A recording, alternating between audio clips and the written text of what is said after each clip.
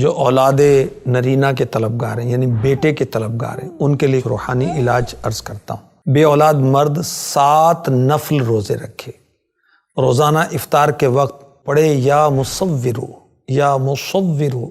21 دفعہ، اور پانی پر دم کر کے اپنی زوجہ کو پلا دے، اور اگر زوجہ کا روزہ ہو تو وہ اسی پانی سے روزہ کھولے، اللہ پاک کی عنایت سے نیک بیٹا عطا ہوگا۔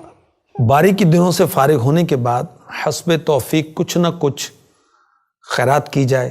سورہ توبہ ایک بار اول آخر 11 مرتبہ درود شریف پڑھیں، انشاءاللہ بیٹا پیدا ہوگا۔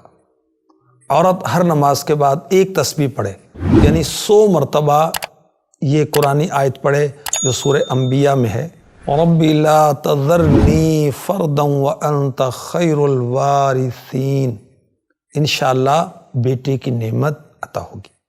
ایک اور روحانی علاج، میاں بیوی دونوں ڈیلی 101 مرتبہ پڑھیں سورہ کوثر، انا اعطیناک الکوثر فصل لربک وانحر ان شانئک هو الابتر، یہ سورہ کوثر ہے۔ انشاءاللہ جلد ہی بیٹے کے ماں باپ بن جائیں گے۔ 40 روحانی علاج میں امیر اہل سنت نے لکھا ہے کہ یا باریء، باری اللہ پاک کا نام ہے، یا باریء 10 بار جو ہر جمعے کو پڑھ لیا کرے، انشاءاللہ عز و جل اس کو بیٹا عطا ہوگا۔